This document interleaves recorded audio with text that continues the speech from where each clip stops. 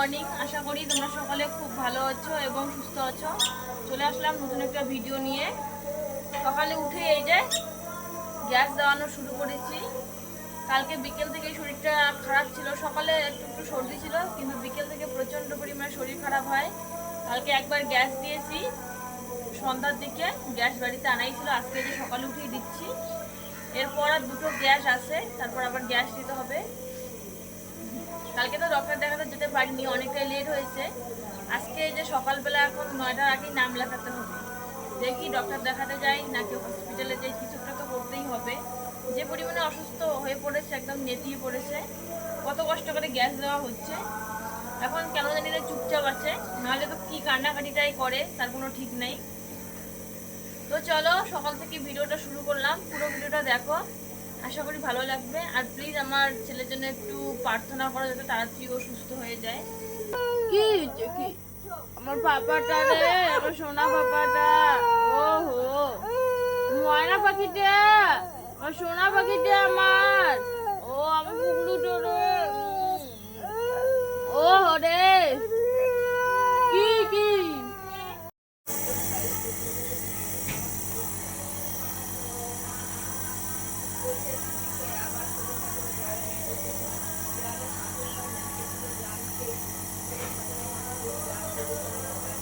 ছেলেকে কিন্তু ঘুম পাড়িয়ে এই যে দেখো দোলনায় শুয়ে দিয়েছি। আর কালকে রাত্রে সাইকেলটা এখানে রেখেছিল, তাই ওইটা বের করে বাইরে রাখবো, তারপর কিন্তু দোলাইতে হবে। শরীরটা যেহেতু ভীষণই খারাপ, যদি না দোলাই তাহলে কিন্তু ঘুমাতে পারবে না। আর একটু একটু করে দোলাবো, প্লাস কাজগুলো করব। ডক্টরের ওখানে নাম লিখিয়েছি, টাইম মতন যেতে হবে। একটু টাইমের কম বেশি হলে কিন্তু ডক্টর আবার চলে যাবে। আর এতটাই অসুস্থ হয়েছে যে ডক্টর না দেখালে আবার আমার চলবে না, তাই কিন্তু তাড়াহুড়ো করে সমস্তটা এখন করতে হবে। মানে যতই অসুখ হোক বিসুখ হোক, কাজ থেকে কিন্তু রেহাই নেই। কয়েকদিন আগেই কিন্তু আমার বড় ছেলে ভীষণ অসুস্থ ছিল, তারপরে ওকে ডক্টর দেখিয়েছি। মাঝে দুদিন দেখো রেস্ট নেইনি, তাতেই এই যে ছোটো ছেলে আবার অসুস্থ হয়ে পড়েছে। এখন ওকে তো দুলিয়ে দিচ্ছি ওইদিকে, আর এদিকে ঘরটাও পরিষ্কার করে গোছাচ্ছি, কারণ ঘরটাও এলোমেলো হয়ে পড়েছে সারা রাত্রিতে। যখনই ওই ডাক্তারের কাছে যাই তখনই ডাক্তার গ্যাস দিতে বলে, সব থেকে এটাই আমার বেশি খারাপ লাগে। গ্যাসগুলো আমার আর দিতেই ইচ্ছে করে না, কারণ বাচ্চাও কান্নাকাটি করে আর আমারও দিতে কেমন জানি লাগে একটু। এতটা কান্নাকাটি করে মায়া হয়, আর তবুও কিন্তু দিতেই হয় জোর করে। এখন যেহেতু হালকা হালকা শীত পড়ে, কাঁথা কম্বল তো নিতেই হয়, তো কাঁথা কম্বলগুলো আগে ভাঁজ করে ওই ঘরে রেখে দিলাম। ওই ঘরে একটা চেয়ার আছে, ওখানে ওই ব্ল্যাঙ্কেট কাঁথা কম্বল রাখা হয়, একটা না দুটো চেয়ার। তারপর দেখো বিছানার সমস্ত জামা কাপড়গুলো নামিয়ে নিলাম। কিছুদিন আগে এই বিছানাটার মানে লেপটা ঠিক করে ভাঁজ করে রেখেছি, তো এখন আবার ওই যে নামা ওঠা বসা করতে করতে কিন্তু অনেকটাই নেমে গেছে। আর এই যে এই লেপটা মানে তোষকটা অনেক দিনের পুরনো, দেখো একদম ছিঁড়ে টিড়ে গেছে। তবুও কিন্তু এই বিছানাটা যেহেতু আমরা কেউ থাকি না, শুধু ওই জিনিসগুলোই, ওই ধনির ভাষায় স্টোর রুম বলতে পারো, কিন্তু আমাদের সেরকম তো স্টোর রুম না, ওই এইখানে সমস্ত জিনিস রাখা হয়। তো এই যে টাওয়ালগুলো ভাঁজ করে রেখে দিলাম, ঝুড়িটাও রেখে দিলাম। এখন এই বিছানাটা পরিষ্কার করতে আসলাম। এই বিছানাটা দেখো সকালবেলা উঠে একদম কারখানার মতন অবস্থা, কত কি যে থাকে, বালিশ টালিশ, ওই 4-5টা বালিশ, কোল বালিশ, তার উপর মশারিটা একদম এলোমেলো। সকালে উঠে আগে আজকে মশারিটা পরিষ্কার করে টাঙিয়ে রেখেছি, কিন্তু বিছানাটা ঝাড়তে পারিনি। ওই মশারিটা টাঙিয়ে রেখেছি, গ্যাস দিতে হয় সেই জন্যই।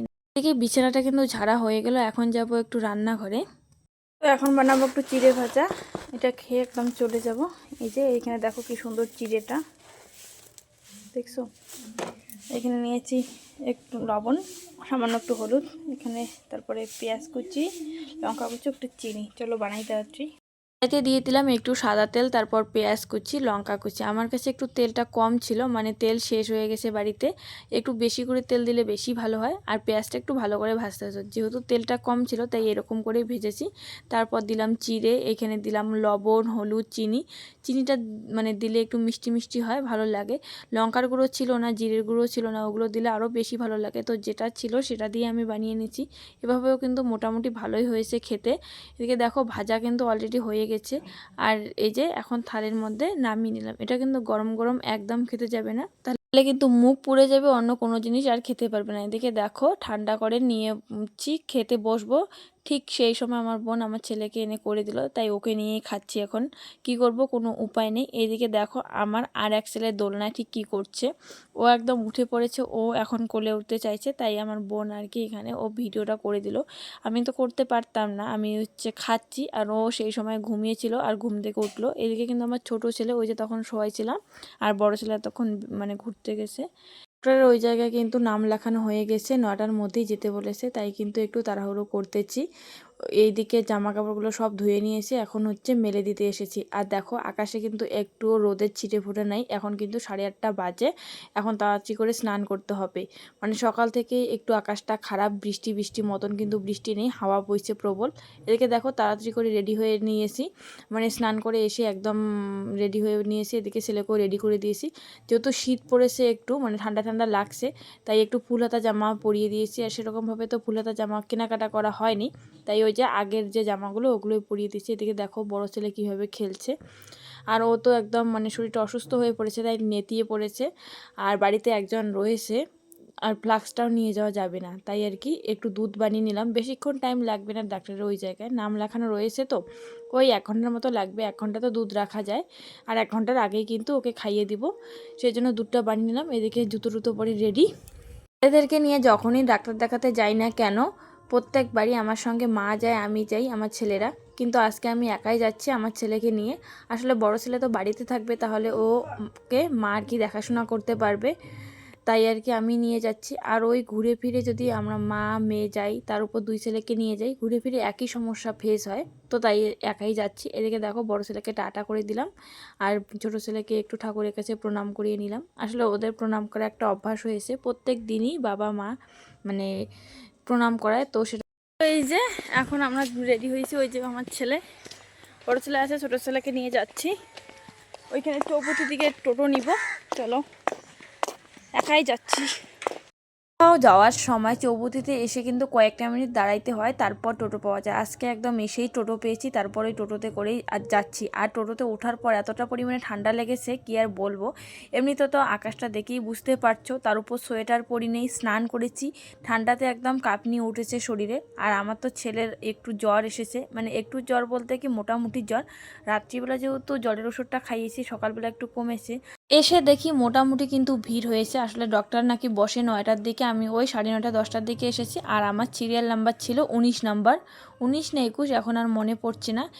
তো এসে আমি 2 মিনিট মতো দাঁড়াইনি, তাতেই কিন্তু আমার সিরিয়াল নাম্বার চলে আসছে। তাড়াহুড়ো করে ছেলের ওয়েট করি, তারপরে জ্বরটা চেক আপ করা হয়, জ্বরটা তখন আর ছিল না, একাই গিয়েছি, তাই সেভাবে ভিডিওগুলো করতে পারিনি। আর এদিকে আমাদের চেক আপ করা হয়ে যায় ডক্টরের কাছে। তো এখন আমাদের ডক্টর দেখানো শেষ, বাড়ি যাচ্ছি। আর ওইখানে সেরকমভাবে কোনো কিছু শেয়ার করতে পারিনি, তার কারণ একাই যেহেতু গিয়েছি, মানে সব সময় ভিডিও করাটা আমার পক্ষে পসিবল না। যেটুকু পেরেছি শেয়ার করেছি, আর তার মধ্যে অনেক ছেলেদের জিনিসও নিলাম, ঔষধ বাড়ি গিয়ে সবাই দেখাবো। তো ওই যে ডক্টর এখানে থেকে আসিয়ে ছেলেকে প্রথমে গ্যাস দিলাম, তারপর আমি খাইলাম। এখন ওকে খাওয়াচ্ছি, মানে দুধ বানিয়ে দিয়েছি, দোলনায় খাচ্ছে, তাই ভাবলাম আমি তোকে ওষুধগুলো দেখাই। এই যে দেখো ওষুধগুলো, প্রথমে দিয়েছে 2টো গ্যাসের প্যাকেট। এই যে একটা হচ্ছে বাটকোট আর একটা লেভলিন।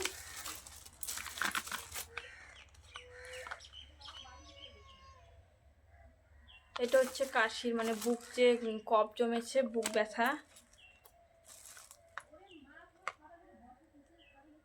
এটা এটা বুঝতে পারছি না কি, ওটা সর্দির, এটাও কাশির, আর এটা হচ্ছে অ্যান্টিবায়োটিক। তার উপর আমাকে মানে নাকের যে ড্রপ হয় ওই ড্রপটা নিতে বলেছে, ওটা নেই কারণ বাড়িতে অলরেডি আছে। আর জ্বরের একটা প্যারাসিটামল নিতে বলেছে, ওটা তো বাড়িতে আছে, 2 দিন আগেই খুলেছি, তো একটা ওষুধ খুললে 1 মাস অবধি খাওয়ানো যায়, সেজন্য নিতে পারিনি। আর সেরকম আমার কাছে 1200 টাকা ছিল, 1200 টাকায় নিয়ে গিয়েছি।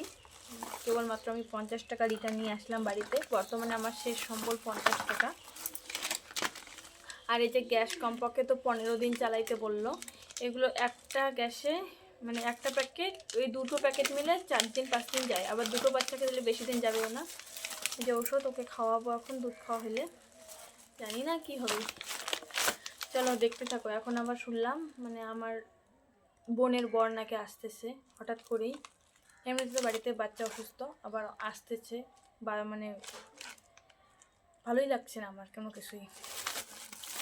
পরে যে মাখানের প্যাকেটটা নিয়েছি, সারেলাক্স নেই তো কালকে সারেলাক্স বানাবো, আজকের দিনটা হয়ে যাবে। এদিকে মুড়িও শেষ হয়ে গেছে, 1 কেজি মুড়ি নিয়েছি, এগুলো আবার কারো বাড়ি থেকে গুঁড়ো করে নিয়ে আসতে হবে, মনেই চাইছে না কোনো কিছু করতে। আবার মানে হোমমেড সারেলাক্স বানার জন্য তো সব কিছু নিয়েছি, এটাই নেওয়া হয়নি, মাখানাটা আজকে নিলাম। এটা কত 120 টাকা নিল, এই যে সেই জন্য আনলাম। মানে এইখানে শুধু এই যে 4টা মতন দুধের প্যাকেট আছে, আর কিচ্ছু নেই। তো খাইয়ে দিয়েছি, এখন হচ্ছে ওষুধ খাওয়াবো। বিছানায় প্রথমে নিলাম যে ওষুধটা খাওয়াই, তারপর দেখি ও ভীষণ পরিমাণে দুষ্টুমি করছে। আসলে একটু যখন শরীরটা ভালো হয় তখন কিন্তু আর ও কোনো কিছু খেয়াল করে না, তখন খেলতে চায়। আর ওষুধ খেতে গিয়ে পুরো ওষুধটা কিন্তু পড়ে যাচ্ছে, তাই এই দোলনাতে নিয়ে আসলাম। দোলনাতে তো মানে সেরকম একটা দুষ্টুমি করতে পারে না, ঠিকঠাক করে ওষুধটা খাওয়ানো যায়। আর প্রথমেই দিয়েছি অ্যান্টিবায়োটিকগুলো মানে ফাঁকি থাকে, জল দেয়, ওই জলটা দিয়ে কিন্তু গুলোতে হয়, ওই জলটা দিয়ে মিক্সড করে নিলাম আর এখন খাওয়াচ্ছি। অনেক ঔষধ দিয়েছে, তার মধ্যে কিছু কিছু ঔষধ তো আমি নেই। আর যেগুলো এই যে দিয়েছে বেশিরভাগটাই কিন্তু রাত্রিবেলা খাওয়াতে হয়, তো তার মধ্যে আবার কয়েকটা ওষুধ আছে দিনের বেলা খাওয়াতে হয়। কিছু কিছু ঔষধ আগেরই রয়েছে, মানে ওই যে 15 দিন 1 সপ্তাহ আগে যে বড় ছেলের ডক্টর দেখিয়েছি ওই ওষুধগুলো কিন্তু খাইয়ে দিয়েছি। আমাদের ওই রকমই হয়, একজনকে যদি ডক্টর দেখাই সেম ওষুধগুলো কিন্তু আরেকজনকেও খাওয়া যায়, আমি ওইটাই করে আসি। ডক্টর কিন্তু আমাকে আগে থেকেই বলে দিয়েছে। এখন আসছে একটা কুলপির দোকান, মা 2টো কুলপি নিয়ে এসেছে, একটা মা খেয়েছে, একটা আমি খেয়েছি। তারপর কিন্তু বাবা দেখো আবার 3টে কুলপি নিয়ে এসেছে। আসলে বাবা এই কুলপি জিনিসটা কোনোদিন খায়নি, ওইটা যে গলে যাবে আইসক্রিম, তো সেটা বুঝতে পারিনি। আসলে নিয়ে এসছে আমার বোনের জন্য, মানে ওই 3 জনের জন্য, যে রেখে দেবে পরে খাবে। তারপর আমি বললাম যে না এটা গলে যাবে।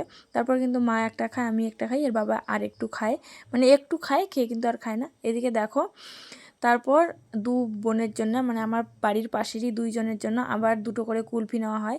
ওরা ওই সবসময় আমার ছেলেদেরকে কোলে নেয়, এসেছে তো আমরা খাচ্ছি কেমন হয়, ওই জন্য ওদেরকে নেওয়া মানে নিয়ে দেওয়া হলো। এই যে এক বোনকে দেখছো, আর এক বোন ওর ওই যে সামনে, এই 2জনকে নিয়ে দেওয়া হলো কুলফি। ছেলেকে মায়ের কোলে, আরেক ছেলেকে বোনের কোলে দিয়েছি। এখন এই যে বারান্দাটা জল ঢালবো। আসলে আমাদের বাড়িতে যেহেতু অনেক কয়েকটাই ছাগল আমাদের নিজেদেরই, তো ওই যে যেখানে সেখানে পটি করে দেয়, আর এতটা পরিমাণে দাগ হয় সে কি বলবো। এই মানুষগুলো কোনো দিনই আমাদের বাড়িতে আসে না, তারা যদি হঠাৎ করে আমাদের বাড়িতে আসে, তারা যদি দেখতে পায় এরকম বারান্দা, তাহলে হয়তো তারা ভেবেই নেবে আমরা কোনোদিনও পরিষ্কার করি না। কিন্তু সত্যি কথা বলছি, আমরা প্রত্যেক দিনে পরিষ্কার করি। তা যতই করি না কেন আমাদের নোংরা হয়েই যায়। তো এত পরিমাণে ছাগল, তার উপর ছাগলের যদি ছোট ছোট বাচ্চা হয় তাহলে তো আরোই গেল। এদিকে দেখো পা দিয়ে মানে ঝাড়ু দিয়ে ভালো করে কিন্তু ওই যে যেখানে যেখানে দাগ হয় সেই জায়গাটা পরিষ্কার করতেছি। 2টা মতন বাজে, হঠাৎ করেই খবর পেলাম আজকে নাকি আমার বোনের বর আসবে, তো তার জন্য তো আরও একটু পরিষ্কার পরিচ্ছন্ন করতেই হয়। ভাবছি যে প্রথমে বারান্দাটা ঝাড় দেবো, তারপরে একটু ঘরটা ভালো করে পরিষ্কার করব। বেশিরভাগ সময় কিন্তু ঘরটা আমরা ওই পরিষ্কার পরিচ্ছন্ন রাখার চেষ্টা করি, কিন্তু যেহেতু বাচ্চাকে নিয়ে পরিষ্কার পরিচ্ছন্ন আর থাকে না, এলোমেলো হয়েই যায়। 4-5 বালতি জল কিন্তু এই বারান্দাটায় ঢেলেছি, তারপরে যে 1 বালতি জল নিয়ে এসে এই সিঁড়িগুলো ধুচ্ছি। এই সিঁড়িগুলোতে যেহেতু জুতো টুতো রাখি অনেকটাই নোংরা হয়, একদম পরিষ্কার করা হয় প্রত্যেক দিনই। তো একে তো একটু আগেই বললাম যে আজকে আমার বোনের বর আসবে। বারান্দাতে জল ঢালার পর ফ্রেশ হয়ে ঘরে এসেছি, ঠিক সেই সময়ই আমার বোনের বর এসেছে। আর তাদের জন্য একটু দেখো আদা পাতা দিয়ে লাল চা করলাম। আসলে ঘরে আদা ছিল না, আদার পাতা দিয়ে করলে কিন্তু ওই একই সেন্ট পাওয়া যায়। এদিকে দেখো চা ঢালছি, আর নিয়েছি 2টো কেক। এই কেকগুলো আজকেই সকালবেলা এনেছে, ভীষণ কিন্তু টেস্টি হয়। এই যে দেখো, যেহেতু মানে আমার বোনের বরের সঙ্গে একটা ভাই এসেছে, ছোট পিসির ছেলে, সেই জন্য কিন্তু 2 কাপ করেছি। সত্যি কথা বলতে চা করার পরও ওরা চা খায়নি, এটাতেই আমার সবথেকে বেশি খারাপ লেগেছে। এদিকে দেখো আমার ছোট ছেলে কিন্তু আবার ঘুমিয়েছিল, আর ঘুম থেকে ওরা উঠে পড়েছে।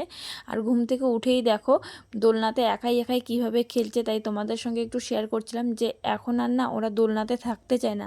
দোলনাতে যদি থাকে ওরা একাই উঠে বসে, আর এই দোলনাগুলো যেহেতু অনেকটাই ফাঁকা।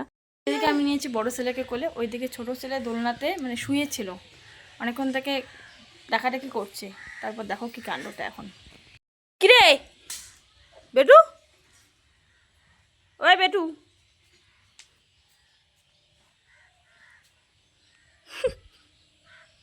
কি হচ্ছে এটা? ভাই বসে পড়েছে, ভাই বসে পড়েছে, তোজোর কি হাসি। একে দেখে বোঝাই যাচ্ছে না যে সকালবেলাতেই ও এতটা অসুস্থ ছিল। আর এখন দেখো মুখে কি হাসি। এখন হয়ে গেছে সন্ধে, সবাইকে শুভ সন্ধে। আর এখন কিন্তু আমার গ্যাস দিতে হবে। আসলে ডক্টর আমাকে বলেই দিয়েছে কমপক্ষে 15-20 দিন ওকে গ্যাস দিতেই হবে, কন্টিনিউ 3-4 টাইম। আর সেই জন্যই গ্যাসটা রেডি করছি। দুপুরবেলাতে আমি একবার গ্যাস দিয়েছি, আর সকালবেলাতে যেহেতু গ্যাসটা দিয়েই গিয়েছি সেহেতু আর দুপুরবেলা 2 টাইম দিই নেই। যদিও বা 3-4 টাইম দিতে বলেছে, কিন্তু আমি যতটা পারি কম গ্যাস দেওয়ার চেষ্টা করি। আসলে আমার ওই দিতে ইচ্ছে করে না। আর গ্যাসের ঔষধ আজকে আবার 2টো প্যাকেট দিয়েছে। আগের তো একটা প্যাকেটের হাফ একটা ছিল। আর কয়েকদিন থেকে যেহেতু দিচ্ছি সেরকম গ্যাস নেই। কালকে মানে রাত্রিবেলা দিয়েছি, আজকে সকালে দিয়েছি, আর একটা মতন আছে। আর একটা পাতাতে না ওই 5টা থেকে 6টা গ্যাস থাকে। দাম মোটামুটি রকম নেয়, কারণ আমাদের গরিবের কাছে কিন্তু এটাই অনেক টাকা। ওই একটাই মনে হয় 150 টাকা নেয়। যেই চাটা করেছি তখন তো খাওয়া হয়নি। এখন এই যে সন্ধ্যের টাইমে ছেলেদেরকে ঘুমিয়ে দিয়ে এখন হচ্ছে চা খাচ্ছি। আর কেকগুলো তো টুকরো টুকরো করা হয়ে গেছে। কেকগুলো অনেকটাই বড় বড় থাকে। কেক দিয়ে চা খাচ্ছি। সঙ্গে ছিল ওই চানা। বোন আবার মানে কলেজে যাওয়ার পথে মেলায় ঢুকেছে, মেলা থেকে চানা নিয়ে এসেছে, ওই ছোলার চানা। যে ছোলার চানাটা খেতে কিন্তু আমার বেশ ভালোই লাগে। এখানে মায়ের জন্য নিয়ে এসেছে একটা কাপ, তো মা খাইলো না, তারপর আমি খাইলাম। প্রথমে 1 কাপ খাইলাম, তারপর আর 1 কাপ খাইলাম। সত্যি কথা বলতে চা আমরা সেরকম একটা খাই না, কিন্তু দিন থেকেই ছেলের মানে যে খাবারের বোতলটা রয়েছে ওই বোতলটার নিপল নষ্ট হয়ে গেছে। আগে অনেকবার নিপল নষ্ট হয়ে যাওয়ার পর বোতল কিনেছি, কিন্তু এখন আর বোতল কিনবো না। সেই জন্য এই যে নিপলটাই নিয়ে আসছি, 2টা নিয়ে আসছি এই যে। আর এগুলো না জল দিয়ে আগে সেদ্ধ করতে হয়, না হলে ব্যবহার করা যায় না। তো এই যে আমি হচ্ছে অফ ক্যামেরা এটা খুলে নিলাম। আসলে ঘরে সেরকম একটা আলো নেই। এই যে কিন্তু এটা দেখো মুখটা একটু বেশি বড়, যাই হোক চলবে। এগুলো জিনিস সবসময় সেদ্ধ করতে হয়, না হলে ব্যবহার করা যায় না। তো এই যে দেখো এটা হচ্ছে আমার, এটা নিপলটা ঠিক আছে। এই যে এইটা দেখো, খুলি আগে। এই যেটাতে, তো এটা দিয়ে এত পরিমাণে মানে দুধ পড়ে, কয়েকদিন থেকে খাওয়ানো যাচ্ছে না। এগুলো এখন সেদ্ধ দিব।